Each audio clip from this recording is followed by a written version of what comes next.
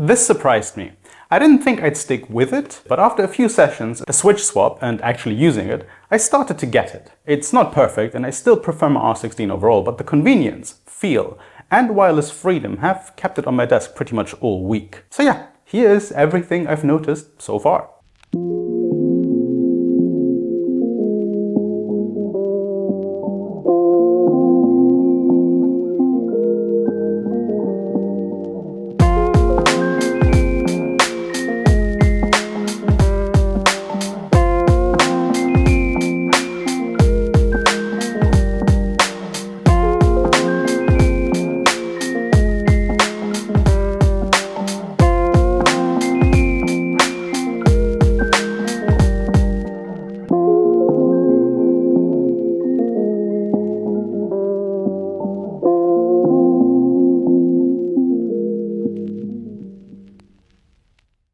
I've only had this controller for a few days now, a little bit less than a week. Usually I reserve judgment on peripherals for a little bit longer, but in this case, as I have played quite a decent amount of Tekken 8 already, not too much Street Fighter 6 mind you. While I haven't played too much Street Fighter 6, I did want to mention at least that on the Switch 2 at least, you can use it wirelessly as well, which is quite cool.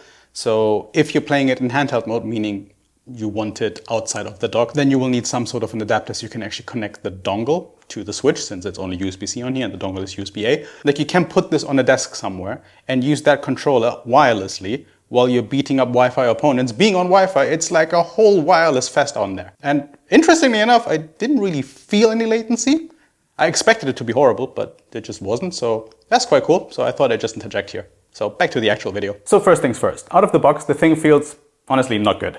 I've modded mine with shadow hunting switches from Haute42 as I still hadn't tested them. I've upgraded my R16 with wind engine switches, which I had bought at the same time as the shadow hunting ones, so I still had them lying around. While the wind engine ones on the Haute42 were a nice upgrade, the shadow hunting ones on the 8BitDo essentially turned this into a completely different controller altogether. Which is a good thing. The keycaps are quite flat, don't have much resistance, and combined with the low profile switches, this thing is actually perfect for people who like to do slides, for instance. I'm not one of them, but it is worth mentioning. Are the shadow hunting switches better than the wind engine ones? That much I can't really say. I think my R16 still feels better overall, but I'm not sure if it's the combination of wind engine switches plus the buttons on the R16, or if it's just the wind engine switches by themselves. As it stands, I still prefer the R16, but, and this is huge for me, the 8BitDo is wireless. If you're a competitive player, this might not matter to you. For me, not having to mess with a cable every single time I want to play, having less crap on my desk, the convenience factor is just immense. The thing also doesn't bend, so no weird creaking noises. It doesn't have any screws at the bottom with potentially sharp edges that can either nick your skin or damage the fabric of your clothing. The entire bottom side of the controller being covered with a rubber base is also nice, especially if you want to sit the controller on a desk. The weight of the controller at just over 1 kilogram also ensures it's not changing positions as much on your legs as you hammer on the buttons. Although that is less of a concern than it was with levers, of course, as there you would actually have to physically change the direction you move the stick in. However, it's not all perfect. For my liking, the buttons are spaced a little too far apart. Several times I was hitting the space between R1, R2, L1 and L2 when I wanted to hit either L1 or L2 with my pinky. I don't like the bean shapes for the extra buttons. Aesthetically they're cool, although the shape would make more sense to me if the controller was actually SNES themed, using the colored buttons yellow, green, blue and red rather than the more NES style color scheme it's actually using. Either way, aesthetically really cool. Functionally though, to me, having every button be exactly the same is kind of important. The only button I want to be different is the up one, as that's the only one I use my thumb for. The bean to the right of it is also fine, as I also use my thumb for that. That only started being a thing once we moved to 16 button layouts though. But as every other button is used by either an index, middle, ring or pinky finger,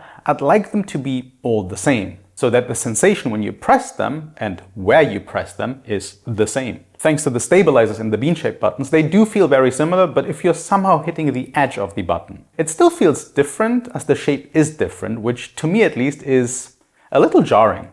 The plate, or whatever you want to call it, on the controller also picks up fingerprints and all very easily and looks grimy rather quickly. Not a huge issue, but it is something you'll notice. The next downside is that the controller, as of yet, isn't compatible with the PS5 at all. Maybe you can rip the thing apart and just replace the PCB with a Haute42 one. I haven't tried and I won't. But that would also only be really interesting for me if the Bluetooth antenna isn't tied to the PCB anyway. And if that's the case or not, I don't know. Plus, I don't really play on PS5 anyway, right? So it doesn't really matter to me anymore. If that is an option though, there would be another benefit. The software for this controller is not great. For one, I could not get the software to work on Mac at all. Plus, it's a dedicated app. There is no browser-based utility type of customization option either. On Windows it worked, so let's go with that for now. But even so, the options, still not that great. For one, the controller uses different profiles based on the hardware it's emulating. I'm not sure if emulating really is the correct word here, but you get the idea. But basically, any remapping profiles you create while it's set to the Nintendo Switch mode, for instance, will be null and void if you're using the XInput mode and vice versa. Changing profiles via the star button is also kind of weird. Without a display, you can't really tell which profile you're currently on. There also doesn't seem to be a way to set your directional buttons to be L-stick. Although this should be something that can be added to the software in post, I assume. As of right now, it's not possible. At least I couldn't find a solution to it. So to set something up without duplication like I've shown in this video requires you to actually sacrifice button functionality, as you mostly won't even be using the remapping function of the software in the first place then. Macros work fine and they are very easy to set up here, but I honestly still prefer the more precision-based options available on the Haute42 devices. The lock and unlock switch, which is mainly useful for tournaments, is a neat addition, but also a strange one considering the controller doesn't work on the one console most tournaments are actually played on. Even with all of these negatives, the controller being wireless and at least having the option to replace the switches, at this price point, it does kind of beat out the R16 for me. I still think the R16 is the better controller, if we're looking at these two as wired devices, because at that point the 8BitDo would just look cooler, and obviously that is subjective anyway. The fact that it is wireless doesn't make weird creaking noises, has a certain premium feel due to its weight on your lap and an all-rubber base. Yeah, I think I'll shelf the R16 for a while. At least until I hit Tekken King with Elisa. I'm bushing right now, so you might think that's quite a quick jump, but honestly, as I still barely know how to play Tekken 8, almost 2 years in, I might be getting Raijin, if not Fujin again tomorrow instead. Until Tekken King with Elisa though, I'll stick to this one and we'll then make a follow-up video if I still prefer this controller over the R16 just because it's wireless. Alright, I've talked enough, back to Tekken. Elisa's got work to do. YouTube thinks you might like these two videos over here. So why not give them a watch as well?